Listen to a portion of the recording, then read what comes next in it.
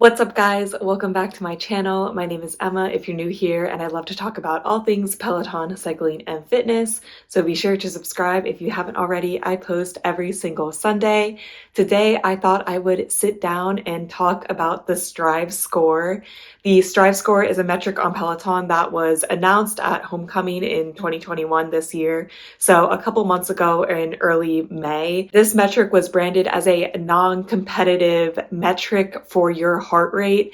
And I really kind of see it as their take on heart rate zone training or just being aware of your heart rate in general, because they used to have heart rate zone training on Peloton many years ago, and that kind of just got discontinued and it never came back to. I don't think it had that positive of a response. So now they're kind of taking a crack at heart rate again. I do think that heart rate zones and metrics are kind of a tricky situation to be in because it's so personalized to who you are, what your fitness level is, that it's really hard to give general advice across the board, which is why they've kind of strayed away from it in the past. But now they're kind of trying to come out with this metric, and it's kind of hard to understand what it is. So I thought today I would go over and break down what the Strive Score is, how they calculate it, and then also my likes and dislikes for the Strive Score, because I kind of have mixed feelings about it, and I can't really decide if I like that it was added to Peloton or not. And I'd also love to hear your guys' opinion. Do you use a Strive Score? And if so,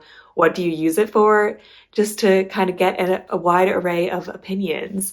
So let's just get right on into it. When Peloton released the Strive Score, the other big idea that they pushed while releasing it is that this is a way to compare workouts that typically can't be compared. So you can compare your cycling, your running, your strength, your yoga, because they'll all have a Strive Score attached to it. So you can use the Strive Score and it will be calculated for any workout that you do on Peloton that you have your heart rate monitor connected to. Basically, your max heart rate, very general rule of thumb, is that it's 220 minus your current age. So right now I'm 23, so my max heart rate is supposed to be 197.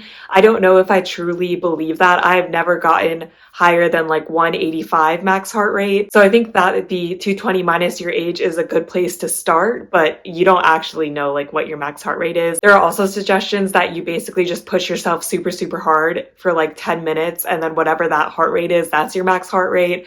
Also don't know how accurate that is, but that is the basic idea. And when you see heart rate zones on Peloton, they're just doing the age method. So they just calculate based on the birthday that you put into your profile. So once Peloton has your max heart rate, they take that number and they make 5 different zones for your heart rate to be in. And then how they calculate the Strive Score is for every second of the workout, you essentially get some fraction of a point. And then based on what zone you're on, you get a multiplier. So if you're in zone 5 the whole workout, you're going to have a super high Strive Score. And if you're in zone 1 the whole workout, it's going to be low. So I'm just going to quickly go over the different heart rate zones and what multipliers they have. So zone 1 is 0 to 65% of your max heart rate. And this is just a one-time multiplier. So it's not multiplying that fraction of the point you're getting. And this should be an active recovery pace, a time to flesh out your muscles. This shouldn't be super hard for you. Zone 2 is 65 to 75% of your max heart rate, and this is a 2-time multiplier for your Strive Score. And this is some exertion, maintenance for a long time, kind of think endurance. A lot of the power zone training or endurance you do on the bike is between zones 2 and 3, so zone 2 is an endurance zone.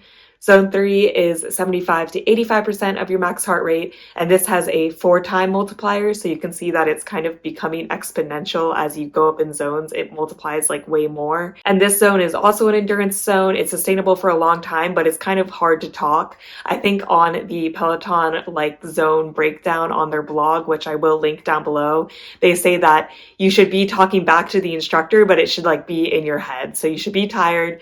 You shouldn't really be able to hold a conversation, but you should definitely be able to maintain the pace for a decent amount of time. And then zone 4 is 85 to 95% of your max heart rate. And this is short bursts of effort, stressful on your muscular and your cardiovascular system. And this is an 8-time multiplier. In my experience, zone 4 is very hard. I'm breathing very heavy, and it's not something I can sustain for a long time. And then finally, zone 5 is 95% or higher of your max heart rate. And this should be absolutely the hardest you can possibly do. Peloton really stresses on their website and in general that this should not be something that you aim for every workout. And if you do achieve this, you should be like gradually working up for it. You shouldn't just like hop on the bike and try to go as hard as possible to try to get to this zone 5.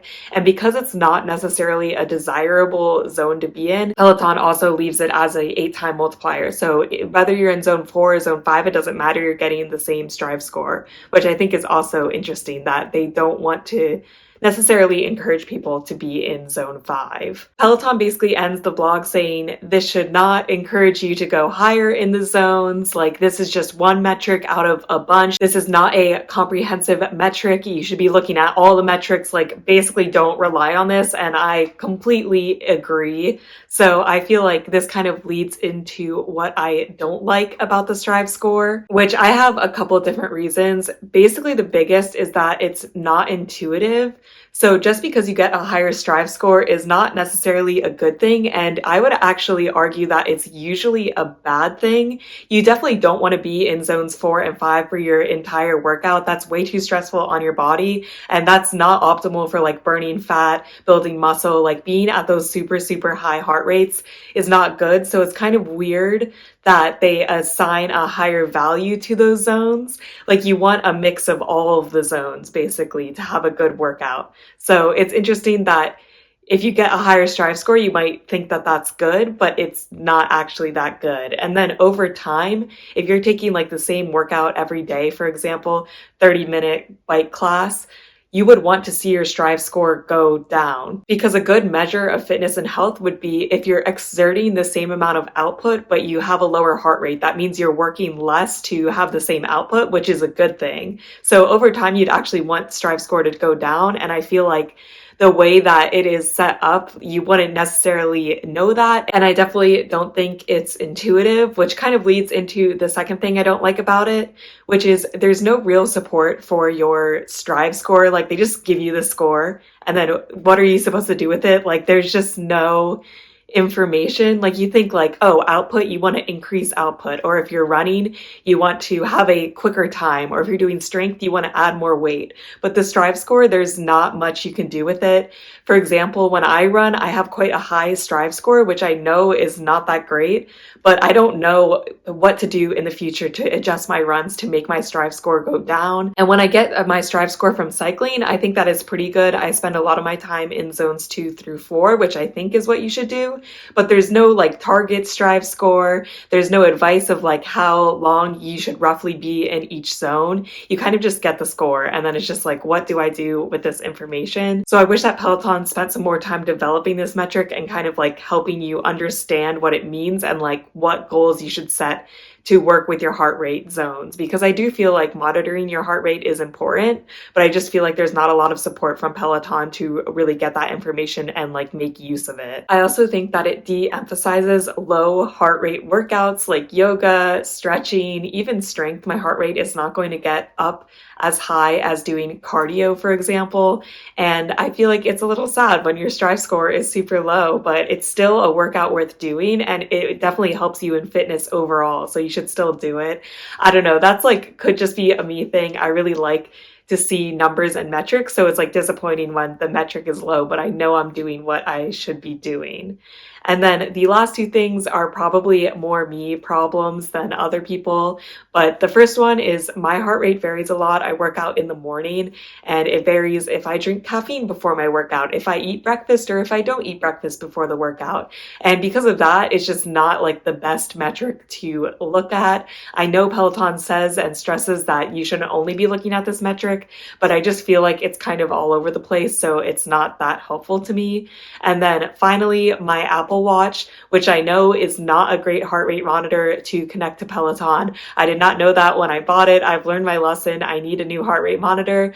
But basically, I used to get my Strive score when I was riding my Echelon. With the Peloton, the Apple Watch integration is just super bad on the normal bike. I don't have the Bike Plus. I do believe it's been fixed for that. But for just the normal bike, not a good integration, so I don't get it on my cycling rides anymore. And then also I do strength classes, but these strength classes are on my iPad, and there seems to be no way to connect my Apple Watch to my iPad for Peloton classes. So I really only get my Strive score when I do outdoor runs. So I just think that overall it's just not great for me because I have a bad heart rate monitor, which is on me, but it's still a little sad. There is a couple things I do like about the Strive score. I think that they have really cool functionality that if you take a couple of riding classes, when you open up the app to take a new class, it'll say, oh, your typical Strive score for a class like this is 35. And from there, you can kind of understand like how hard the class is going to be. Or if you retake rides, you can see in the past like how hard you worked during that class. I don't know if it's super useful. I feel like I've taken enough rides that I have a very good idea before I even take a ride, even if I've never taken it before, how much exertion I'm going to put out based on the instructor and what kind of class it is and if it has a difficulty rating. But I do think that is kind of cool that it's personalized to you. It could definitely help beginners to kind of understand how some classes are harder than others and like how hard you're going to work during each class. The second thing I liked about it is when I was riding my Echelon and I was getting my Strive score for my Peloton classes, it was kind of nice to have metrics that were in the Peloton app that were saved because you don't really get anything if you're taking the classes on the app. So I like that it had a score that would save to it and I could kind of have one metric at least to link to my workout to kind of have validation. Like I was like, oh, that felt like a really hard workout, and I could see that my Strive scores were higher for that day than in previous days. So kind of get that idea, have that validation that my perceived like exertion is actually true and like I was working harder for that class. Overall, I do think it's a nice addition for app riders.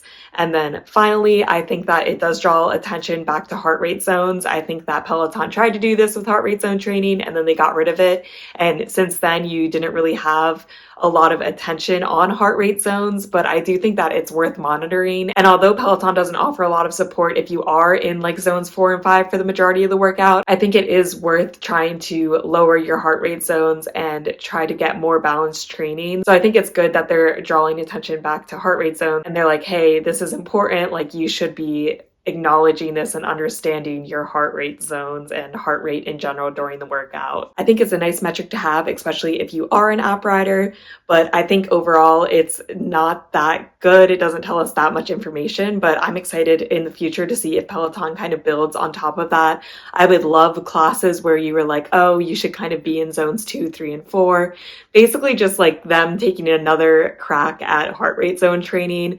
I don't know if I think that they did the best job when those classes did exist, but I would definitely like to see them attempt it again. I do think that heart rate zone training can be very valuable. So let me know what you guys think. When this first came out, I was really excited to have a new metric on Peloton, and after a couple months of trying it out, I'm still kind of ambivalent. So let me know if you guys like it or not. I would be very curious. I hope you guys are staying safe, having an awesome week, and I'll see you in my next video. Bye!